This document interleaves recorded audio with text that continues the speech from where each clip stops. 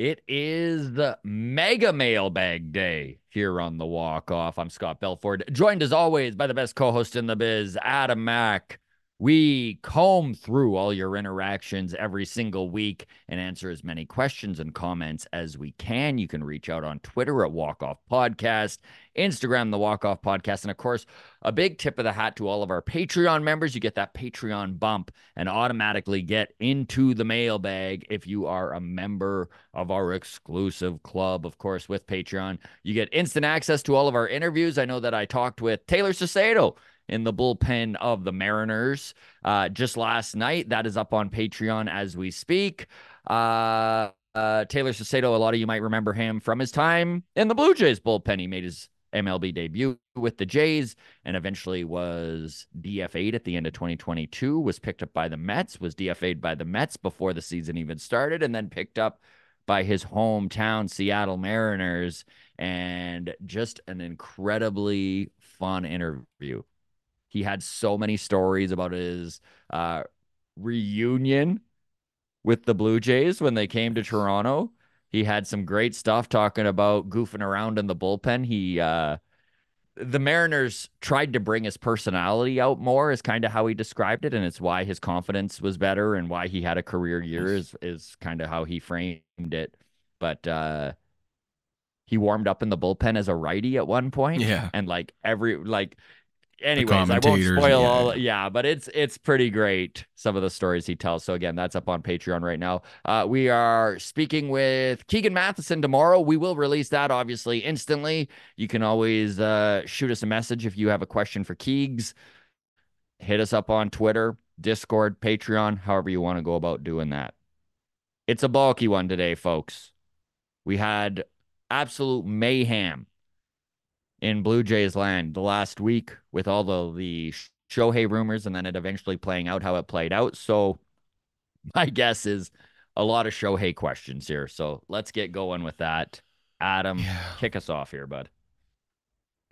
Okay, we are starting with, this is a lot of scrolling to do.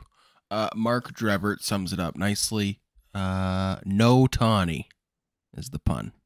It's just one simple, sweet word. No Tawny and a bunch of cry emojis. Tuesday with Johnny says, question for the mailbag. How's everyone feel about getting group tickets for an Ohtani game at the Rogers Center and collectively booing the shit out of him? I say this as someone who has never booed anyone, but I'm prepared to pop that cherry for Shohtani suck. Yeah, I mean, we will really dive into this. I don't think that this is okay. So a few things. This isn't really on Ohtani. This is I have no gripes towards Ohtani. I didn't want to get excited, Scott, and you guys let me get excited the fucking morning of. Yeah. So it's on me, really. Man, you fought it so well, too, because I was on about a week earlier. I was on board a week earlier than you. I fought it, too, just wasn't able to fight it off as long. But that Friday, it did so many of us Jays fans in. That fucking Friday, man. Could have done without it. Bad Friday. Just bad Friday. Yeah. No kidding. Not so solid. Yeah. Yeah, the sentiment is real. And it will be interesting. I know I was watching John Boy talk about this a little bit. Trevor Plouffe mentioned it, and he was talking about how Ohtani's been the golden boy his entire career, man. From the time he was in high school to joining the Nippon Baseball League in Japan to posting and signing with the Angels, even over this free agent span, he was kind of the recipient of positive vibes. And for the first time in his career, he is going to need to deal with a little negativity thrown his way. He's going to deal with some boos and stuff like that. I don't think it's going to be like, listen, he's not the George level Springer. Of LeBron, right? Yeah. When the decision and taking his talents to South Beach and that whole announcement, like, I know the Cleveland fans were burning LeBron jerseys in the streets. We Yes. don't have that same justified claim, do we? To be that No. upset? Like, he was never a Jay. He never said he was coming to the Jays. Mm-hmm. We got excited. He went somewhere else. Mm-hmm. I don't know. Mish says, I feel like we brought a spork to a knife fight. I feel like no matter what we offered, we were doomed to miss out based on the groundswell of opposition from the league itself and its media minions. After today, I just feel gross. Like, we dodged a bullet. I have tickets for that series already, but I'm thinking I'll be exchanging them for a different date. And then she puts an asterisk, unless there's a giveaway that I want. Yes. Well, they have a lot of Blue Jays Shohei Ohtani bobbleheads to give away, so I hope they didn't print those up. Oh man, it's been a wild few days. Okay, Mackenzie DM'd us on Twitter about Ohtani and said, "Hey guys, not going to lie, I'm so confused about this Shohei contract. What exactly is going on here? Are they actually only paying him $20 million over the next 10 years? $2 million a year for the next 10 years. Is this legal? How does this work?" Scott, go ahead. So to start with, yes, they are only paying him $20 million over the next 10 years. So the Shohei Ohtani contract breaks down like this: $700 million for him to be paid only $2 million a year for the next 10 season, with $680 million deferred until the end of the deal. Sources confirm with ESPN. The CBT hit on the contract is going to be around $46 million a year. So $46 million of his $70 million a year is going to still count on the luxury tax. Now, the competitive balance tax is what it's called. It's a bit of a joke. It's a bit of a joke calling it the competitive balance tax and then having complete loopholes for the whole tax system to be circumvented. Shohei Ohtani, by the way, makes so a lot of people are, Dodgers fans and Yankees fans, the two major markets that MLB constantly bends over backwards to make sure that they're happy and that they're in the limelight and that they get everything that they want. They're spinning it as like, well, what an incredible thing to happen for Major League Baseball, right? The Dodgers are still being given this opportunity to win by Shohei Ohtani, who is only receiving $2 million a year. What a hero. This is the gentleman who cares so much about winning. He's prepared to get paid almost none of his salary until the end of his contract. And there is a little bit of truth to that. Good for Shohei Ohtani. And what is being reported is that he offered this type of deal to every team involved. So if Toronto did land, or if the Cubs did land Ohtani, or the Giants did land Ohtani, the structure of his contract would probably be pretty similar to this. Doesn't make it any less toxic. But Shohei Ohtani made $40 million in off-field money last year. His off-field money alone would have made him tied for third highest salary in Major League Baseball. He can take $2 million a year from the Dodgers, defer the rest, and still basically be the highest paid player in baseball. Now, this is interesting when we get into endorsements, because Shohei Ohtani's endorsement deals are so much higher than anyone else in baseball. It's pretty mind-blowing. So these are the top 3 player endorsement earnings in 2023. Number 1, Shohei Ohtani, $40 million. We just said that. Mike Trout is number 2, $5 million. That's wild. Aaron Judge, number 3, at $4 million. So we're talking a 1,000% increase over the next highest with endorsements.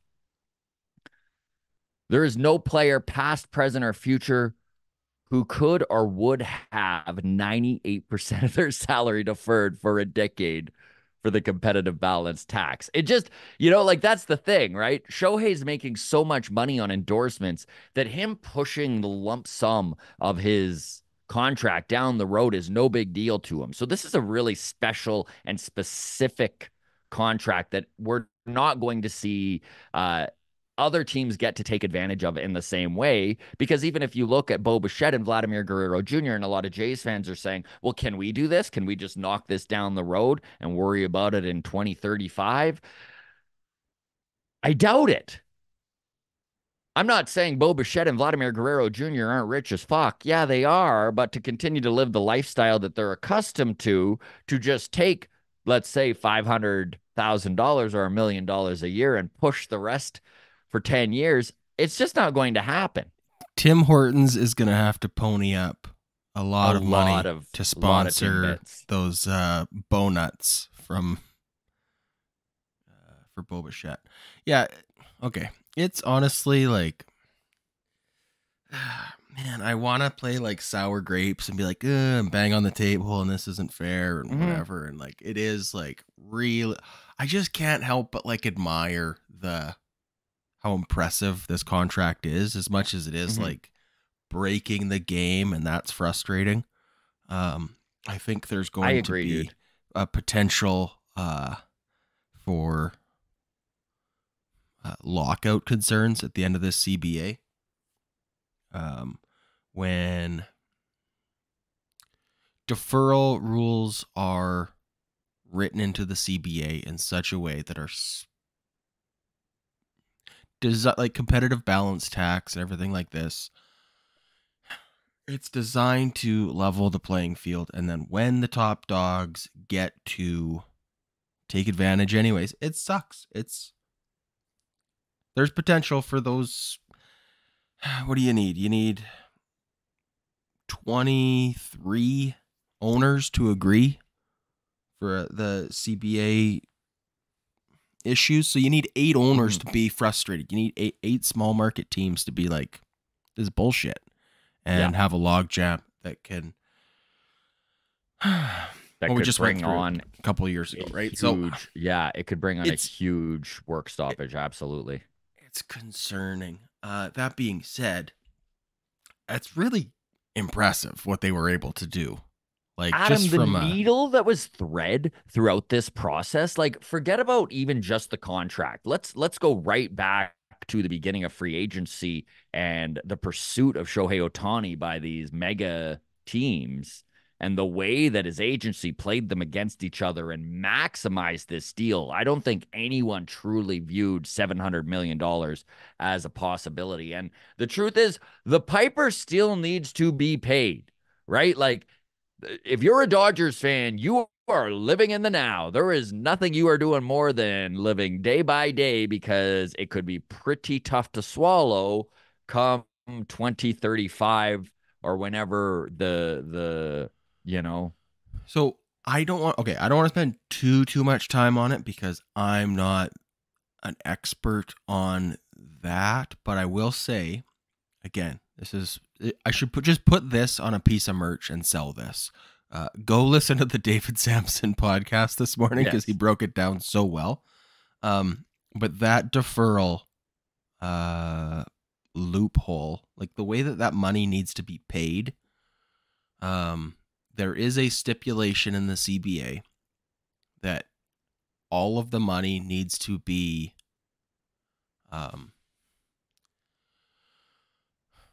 for any deferred payments, all of the money needs to be funded by the second year of the contract. So 10 years, $2 million each year, and then $680 million after that. But all of that needs to be funded by year 2. But the loophole is that it only needs to be on the books for a statement, like for one bank statement, I guess. So like one single day where the Dodgers, who are owned by the Guggenheim Investment Group, which is like a $250 billion insurance investment agency. Like, this is absurd amount of money they're playing with. So all they have to do is allocate $680 million into the Shohei account for one day, take a screenshot of it and submit it, and then they can pull it right back out and go, manipulate and invest. We're liquid and whatever. again. Yeah. Yeah, like it's just like, so like that's the sort of thing where it's like, oh yeah, if you're a small time billionaire, I could see how that would be frustrating, where you're like, I can't just liquefy $680 million even for a day to like, and so this is where, yes, it's legal. Okay. This is, I even looked it up. I know I sent it to you. The whole CBA section 89 is where they get into the deferrals, and it says right in it, there is no limit to the amount of money that can be deferred. Now, nothing like this has ever been done in baseball. And if you are the Cincinnati Reds, you are the Pittsburgh Pirates, you're the Milwaukee Brewers, the Marlins, yeah, like this is pretty detrimental. This is pretty upsetting. And when you look at the collective, when you look at the competitive balance tax, and you know that it was put into place to try to literally avoid what we're seeing right now, it is frustrating because it should be a $70 million a year hit for the next 10 years. So what $48 million it being lowered to that does is now the Dodgers are at around 220 million instead of 242, which is over the tax. They are now under it, and that gives them like an extra $22 million before being over the tax. And let's face it, $22 million, that's Yamamoto. That's where you get that. I know, extra, that's like, where it feels pitcher. like cheating, right? Exactly. That's where. So, I mean, I just can't help but be like impressed by Me too. skirting of the rules. Like, man, there is just horrible for baseball, but it's bad super for impressive. baseball. I mean, it is so impressive. I was always raised, if you ain't cheating, you ain't trying. I don't want to say I was raised. Growing up, that's what I heard from a lot of coaches, right? Like, you got to push the boundaries of the rules. And that I buy into. I don't buy into cheating. Like, cheating is cheating, whatever. Yes. So I'm not pro cheating. I am pro loopholes, and I am pro if there's a way you can do it and you can get creative. Like, that is, I can't help but admire it, man. Like, agreed. And this is why it's an MLB problem, and it's not an Ohtani and a Dodgers problem. Yeah, I'm not on Ohtani. Like, I'm not even mad at the Dodgers for doing it. Like, I'm just like, man, that is a like master class in fucking CBA arrangement, like just manipulation. Yeah, like this is a flaw in whoever drew up the CBA. Like, this is a loophole that should have been closed, but I don't know how you even. Yeah, it's like we've never seen anything even close to this. Like, this isn't the Cincinnati Reds paying Ken Griffey Jr. $3 million until 2030, right? Like, like this isn't the Bobby Bonilla day. Yeah, like this is wild.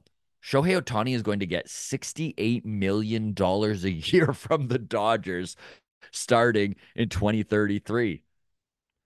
Wild. Okay, so the other part of it, which is like, again, impressive, is he's going to make $2 million in salary, another $40 million in endorsements, which is probably, well, I was going to say it's probably going to go up now that he's with the Dodgers, but he was already in LA.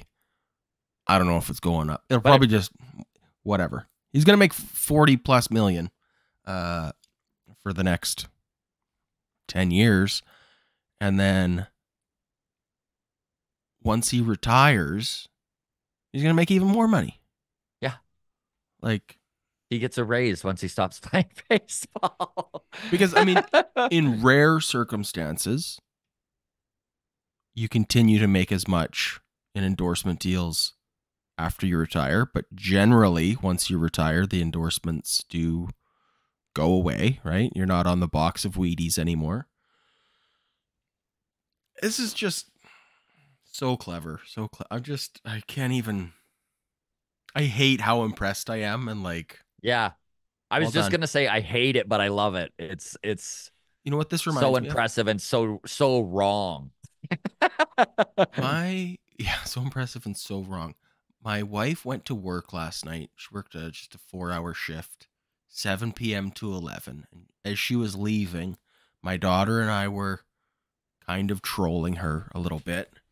We were quoting Shorzy at her, which was driving her nuts.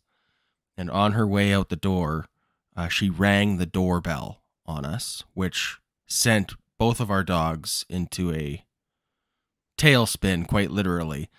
And I just couldn't help but be like, oh, she fucking riled up the dogs on her way out. And like, just what a evil genius move that was. Yes. That I was like, it was so annoying, but I couldn't help but be like, admire her brain for coming up with that. Cause like, I was just like, oh, this is why I love my wife. Yeah. Evil genius. So this is where I'm at with the Dodgers. I'm like, it's just Evil genius. evil genius. Yeah. Okay. Next one. A lot from Deb. Deb sent about a 6-part question here. A lot of it we've already covered, so I'll try and sort through this and only get the stuff that hasn't already been addressed. But how do you feel, how do you think you would feel if the Blue Jays signed Ohtani with the same terms that the Dodgers offered? For Deb herself, she thinks it would have been an overpay. He's almost 30. Who knows how the elbow will recover? And all a team has to do is walk him to neutralize him. So let's just start with the first part of that. If the Blue Jays signed the same term, how would you feel about it? Would it be overpay? Would you be happy with it? So I would be. Do you think we dodged a bullet? I would be thrilled, but okay. I will say that there is no way that his on-field performance equals the money he's getting paid. I truly believe that nobody is worth $70 million a year playing baseball, and that you're never going to get your money's worth on the field. Now, that said, this is far more of a business deal than anything. And if you are a major corporation like Rogers, or like, what was the group again? The insurance Guggenheim. Guggenheim, yes. Or the Guggenheim Insurance Group. It makes money to set aside a budget for Shohei Ohtani that is going to come back in spades for you. Like, this is the thing, is that I think the only reason the Dodgers went as high as $7 million is they're like, we're going to get it back. It's probably a wash. So well, certainly the way the contract was structured, where they only actually have to give them 20 up front, and they can play the stock market and their own investments with the other 680. I didn't see that coming. Coming. So, that's another thing I hadn't even thought of, and great point there, Adam, is they now have $680 million to make more money with until it's owed. Yeah. And close to $1 billion over 10 years. I mean, I'm no genius, but you're probably, with the right investments, making pretty close to that back. Yeah, exactly. Okay, next one is... hopefully finance bros rip us apart in the comments right now. We'll get those. These two idiots don't even know how to invest. Certainly don't. I put it all into hats. Hat of the Month Club.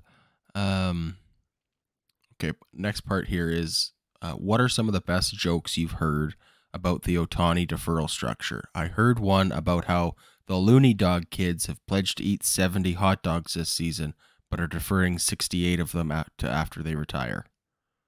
That's good. It's funny. I haven't heard any jokes about the Ohtani deferral structure, so but that's good. I like that one. Yeah. How happy are you that this Ohtani saga is over? Deb is a 10 out of 10. It's over. We can focus on what the team has and what we can get. You glad it's Yeah, over? I'd say 10 out of 10. I feel Yeah, pretty rip that pretty Band-Aid similar. right off. One motion. Grounds crew, let us know, where are you at? Are you just happy this Ohtani shit's done with? I think most of Major League Baseball is kind Mhm. of pretty relieved it's over. Um, yeah, that's, I think, everything else we covered here. What are your thoughts, grievances on the talking points from the league that they want to expand/grow into new markets? My grumpy self thinks they would have been happy to have additional revenue from an underclass of teams, but don't want to get carried away and actually challenge the special status of New York and LA. I've been thinking about how Gretzky was traded from the Oilers to the Kings and how much that did to expand and establish hockey as one of the big sport franchises in the States. Mega missed opportunity here with Ohtani. It's like if Gretzky had have just went to the Flames instead. Oh, that would have been awesome. I mean, Ohtani in As a a Flames fan, that would have been awesome. that would have been awesome. Never would have happened, obviously, Battle of Alberta, but no, I mean, Taylor Sacedo was joking around about this with me yesterday during the interview, which is up on Patreon right now. We'll release that probably next week. Former Blue Jays bullpen piece, and obviously bullpen piece with the Mariners, but he kind of made a comment of like, Major League Baseball is all about growing the game, expanding it into different markets, as long as those markets don't have any of the superstars. We know where the stars should be playing, which is Yeah. LA and New York. Nothing expands the game more than another iconic man on the Dodgers, right? I just love that idea, that way of thinking of like, well, the Dodgers had Koufax and they had, you know, Jackie Robinson. What a storied franchise. They should continue to only get the storied players, right? Like, Yeah. It are these sour grapes? Yeah. I don't give a fuck. I'm a little sour. it is a little bit of I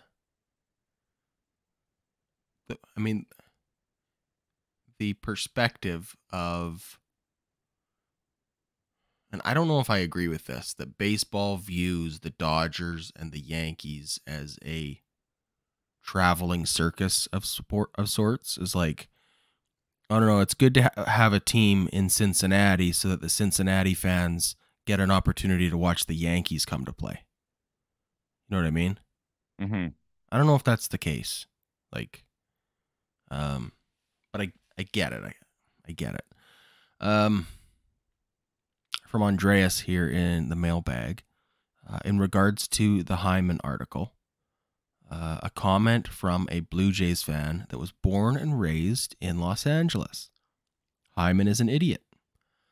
As a baseball fan, I went to see all teams. Oh, sorry. I want to see all teams have superstars and compete at the highest level. Do we really want to see the Yankees versus Dodgers in a World Series every year? In all honesty, I've lost interest in baseball when the Yankees were winning every year in the late 90s. Also, I have been to plenty of Dodger games, and while I had fun watching those games, their fan base is something to be desired. Most are not interested in the game, and most are not interested in the game and are only there for show. I never understood why fans would show up in the third inning and leave in the seventh. Maybe with Ohtani, they will show up in the second inning. This is just to say Toronto is a beautiful city and has some of the best baseball fans. Ohtani will be missing out, so let's move on from the Ohtani BS, get some bats, sweep the Dodgers in April, get some October baseball. Well said. Yeah, John Heyman, enemy number one in Canada right now. After that article he wrote, it's funny because I read the article and yeah, it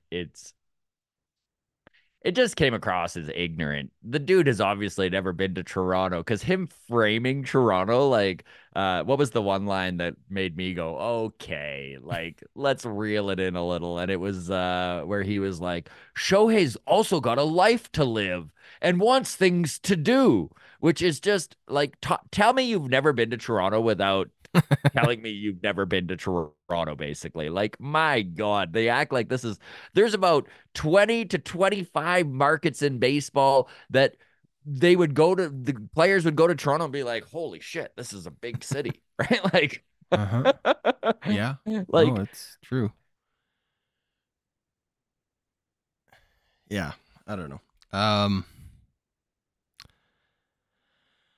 All right. I don't really have anything else to add other than I just honestly, Adam, all these articles from American analysts, I don't even take it personal. Like it's not meant personal. It's literally founded on ignorance. yeah. And I think on MLB Mondays, I had a bit of a rant about ignorance and just, we all have our subjects and topics and preconceived notions. And without actually experiencing whatever it is that you already have your mind made up on, you're just being silly. And we all do it. Yep. So, I mean, don't get too upset with these baseball writers. They've just never been to Canada. This is true. Um okay, Zach Shepler. Mailbag question. With Ohtani being boring and going to the Dodgers, do you guys think Yamamoto will go to the Yankees or Dodgers? And with both teams spending so much money and the Blue Jays not doing a thing, what's the chance that we'll get Bellinger? I don't want to be too optimistic, but I feel like it's a good possibility, especially if the Dodgers get Yamamoto. Where are you at on Mr. I Bellinger? think I think Cody Bellinger is one of the top targets of the Toronto Blue Jays right now. I am really on the fence with him. I think that there is potential for him to be the exact piece we need. And I also think that there is potential for him to just not put up the numbers he did last year. I know a lot of Mm-hmm. the I'm with you. peripheral numbers like WOBA and barrel rate just it predicts him to decline. It doesn't make it look like it is repeatable the year he had last year, and that is a little concerning. Now that said, if you look at Cody Bellinger with two strikes, he is elite around Major League Baseball. And that is something that the Toronto Blue Jays lacked was somebody who could go in there and battle it out when their backs against the wall. We had a lot of rally killers from guys being down two strikes and just swinging through stuff down the heart of the plate, Matt Chapman. Uh, so, you know what? To have a guy who battles, that's not a bad thing. And you know what? The average batting average with two strikes is a buck 70, and Cody Bellinger is hitting 286. That's impressive. How do you feel Um, about Cody Bellinger, Adam? Like, are you sold on that he is the solution? I wanted him so bad Because you last were year. high on him. You wanted him last year on a 1 year deal, which is a Yeah. little different than 7 years, 200 mil or whatever he gets. Maybe there are rumors that he might be a lot closer to 140 million. I don't know. It's the term and the money are. It's tough because I have competing interests of short term versus long term, right? Like Mm-hmm. 3 years ago, we got George Springer, and it was like, oh, this is awesome. And now I would give anything to jettison him from the team, you know? So I understand that the Just to advancement. clarify here, just to clarify, when you say that, you mean just you feel his money could be allocated to better places now, not that you have an actual problem with George Springer.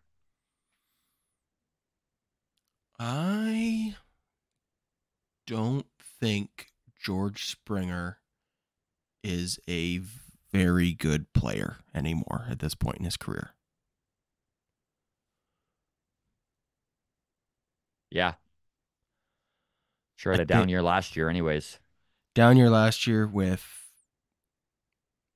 extra time Age at 34. DH and a Yeah. full season, and he's way on the wrong side of 30. Everything is trending in a scary direction from him for me when I look at it. Um, What do we have? 3 years left on his deal? 3 years. 75-ish million. Yeah. Yeah, so I don't know. If we can get out from under that contract, I'd be thrilled. Cody Bellinger, I think. My fear of Cody Bellinger, dude, is another George Springer. Just a lot of money invested in a guy that isn't really paying off for us. I hear you, but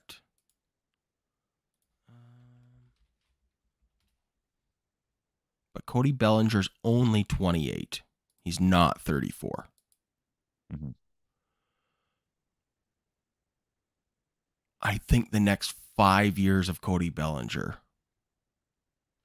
are just going to be better than the next 5 years. Every year we have had of George Springer's contract. That's my opinion. By the Which end is of the interesting, contract, and you might be right. I know George Springer. It's funny because George Springer's numbers in year one with the Jays were phenomenal.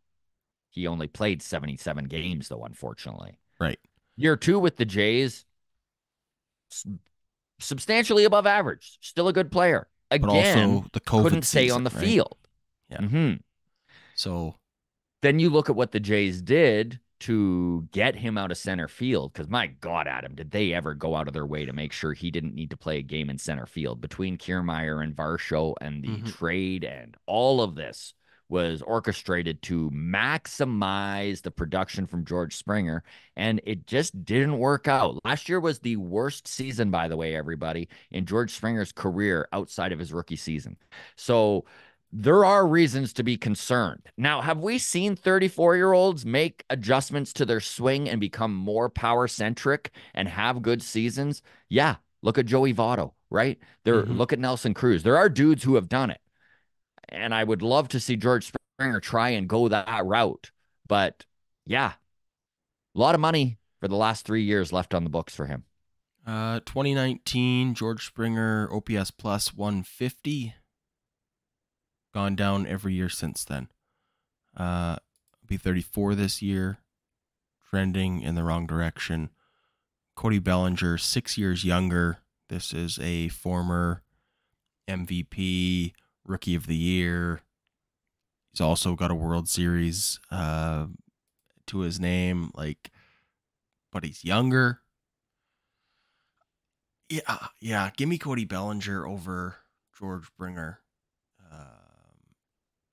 Almost in a heartbeat, I would say. I'm still all in on Cody Bellinger. It would feel like a big loss compared to the hype of Shohei Ohtani.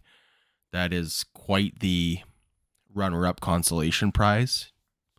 But it's still which is interesting. If you had told Adam, answer me this in October, or once we were eliminated, that the Blue Jays were going to sign Cody Bellinger this offseason, how do you feel about that? I'd be like, fucking A, that's a great offseason. I would have said that's the top, the highest we can aim. Free agent they could have got. Yeah, right. That's how I felt up until Friday. Yeah. So, and then the whirlwind of the Jays being in on Soto and being number 2 to LA for Ohtani. Now everything feels like a disappointment. But the truth is, if we just go back a month or two, an offseason of Cody Bellinger, Rhys Hoskins, Jorge Soler feels pretty good. Yep. Certainly does. Okay. Now so I would say I feel good about if we get Cody Bellinger. I think our chances are good. I think if I saw anything from last year's offseason when we missed out on Nemo. Not Nemo, the posted star from the NPB. Yoshinobu. Oh, yeah. Yeah, Yoshinobu. Right? Yeah, Yoshinobu. And then within days, traded away everyone for Dalton Varsho. I just feel like, okay, we've missed out on Shohei. I think there's a good chance we go hard for Cody Bellinger. I don't think I'm we. so I interested in how this plays out, man. Yeah. Like, not just the Cody Bellinger sweepstakes, but I think that there's going to be some major holes filled on this team through trade. And I'm so curious as to what that is and what that looks Yeah. like. It'll be an interesting one for sure.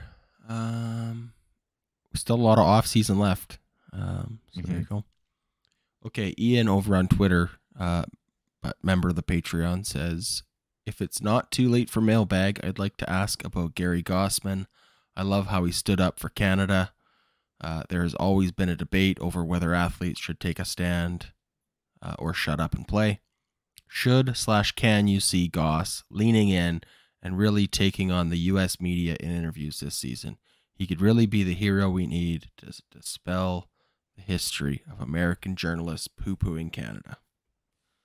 Gary Gause, old Kev coming out big with a tweet yesterday morning I love where the it was hashtag. basically along the lines of I hate people shitting on Canada.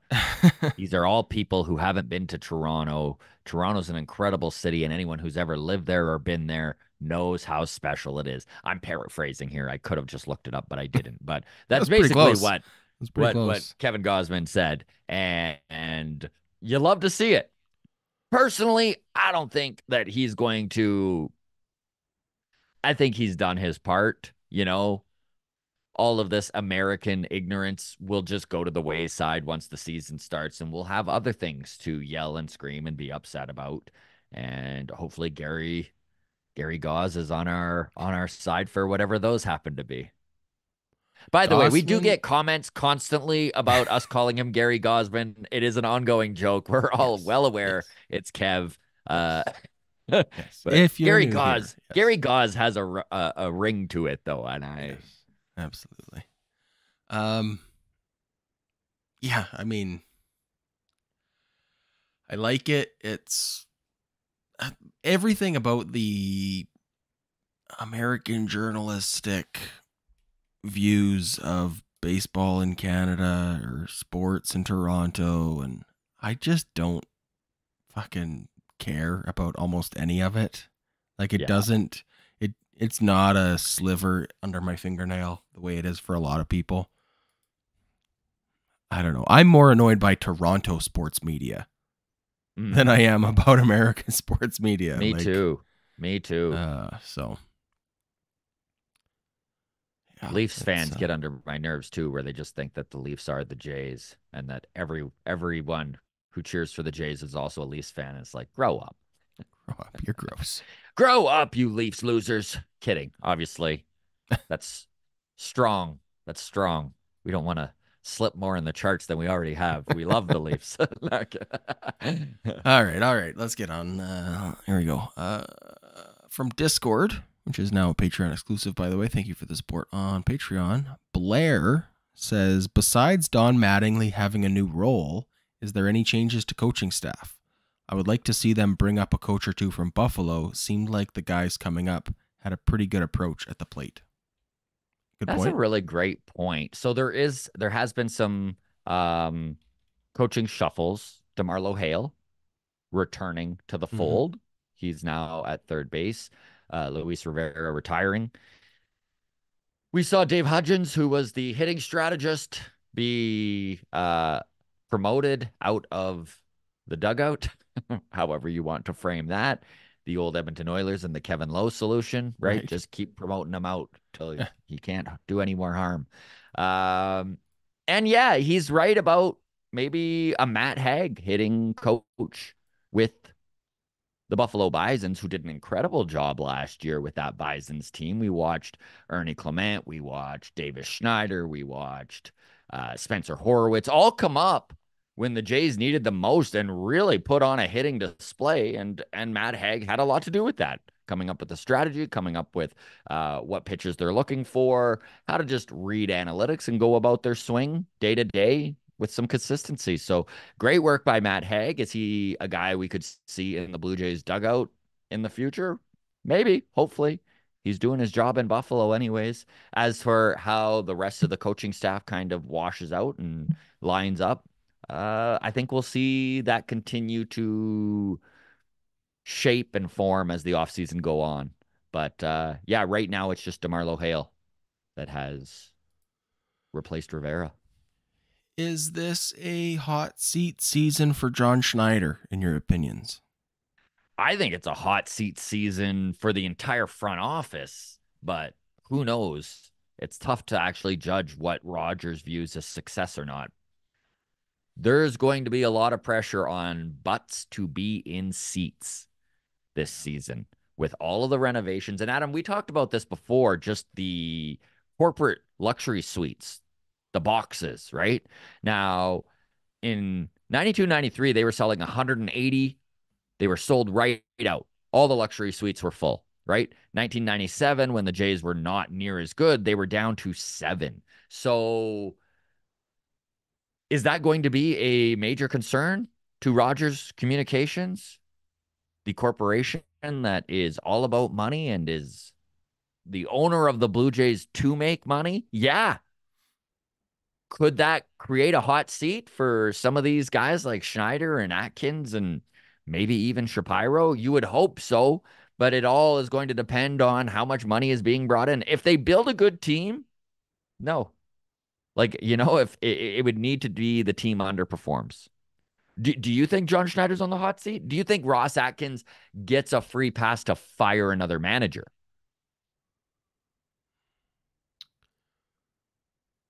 That's a tough one.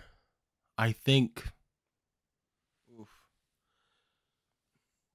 Because I would have said absolutely, and then after what happened this offseason, I'm like, who knows? It's so hard to judge. The Jays would have to be like under 500 by the All-Star break for John Schneider to get fired mid-season, I think. Yeah. Is there a chance we move on from him if they miss the playoffs? Like in November, does he get let go? I think there's a chance of that, but otherwise, yeah, I think. I don't know. I'm not smart enough for any of this stuff. Okay, we'll end on this from Colin White in Patreon. It says, "Good day, gentlemen. I really enjoyed Scott's solo Therapy Mondays yesterday." There you go. All right, new take on MLB Mondays, which is, by the way, Patreon perk. So if you do subscribe to the Patreon, $4 a month gets you in there. There is lots of extra episodes and extra content. So away we go. The walk-off dynamic reminds me of my fellow Jays fanatic friend Liam, a kindred spirit to Scott. And with that in mind, here are some of our fantasies we brainstormed after the devastation of Ohtani going to LA. Okay, so Colin and Liam, here are their fantasies. MLB increases revenue, removes blackouts, adds 2 teams, Oakland stays put, and small market teams receive more money from highly successful MLB.TV and can incentivize big players. Okay, that's a long shot. Love that, but it is a long shot. Another fantasy, I like this one. The Dodgers are in the playoffs yearly, but never win a World Series. I like that one. Yes. Ohtani wins at least 2 more MVPs and pitches until he's 40. So there's some bury the hatchet positivity. I like that. Blue Jays win at least 2 more World Series, ideally defeating the Dodgers in one of them. Now we're talking. Another Ohtani-like player arrives, and the Jays draft him and sign him to a 20-year deal with $2 billion deferred for the next 40 years. And that's when MLB steps in and is like, hey. All right. We need to change and close this loophole. The Pirates are upset by this. Yeah. We have to think of the Pirates, Blue Jays. Blue Jays invent a new currency called Jays Coin, and it's tied entirely to the survival of the avian species known as blue jay, classified as threatened in 2034, but with a robust national movement to protect them against the invasive robotic birds. Okay, we're going full Black Mirror here, aren't we? I like it. This is why we usually proofread the comments. God, things are getting dark here. No significant global catastrophe. All right, tip of the hat there. It's long-winded, but I think you might enjoy it. Keep up the excellent work, CW. Thank you, Colin. And that's what we're into, Scott. Love it. What a good way to end on a Black Mirror episode. Yeah. I actually had a blast doing MLB Mondays by myself yesterday. It's funny because I normally hate doing solo shows. I know that we both do, but I needed to I hadn't talked to Ohtani because I was on the road and I hadn't had a chance to really get all of my thoughts off my chest. So it was kind of nice to not need to share the room with you, you know? Yeah. You're like, fuck off, Scott. I get it. Usually I do listen to your solo stuff. Couldn't bring myself to attend therapy session. So that's where we'll leave it. For a show we titled MLB Mondays, that was basically just all Jay's complaints. There you go. There you go. All right, that's it for Mailbag today. Keegan Matheson tomorrow. That will be out tomorrow, and then we'll see everybody on Friday. Okay. Cheers. Cheers.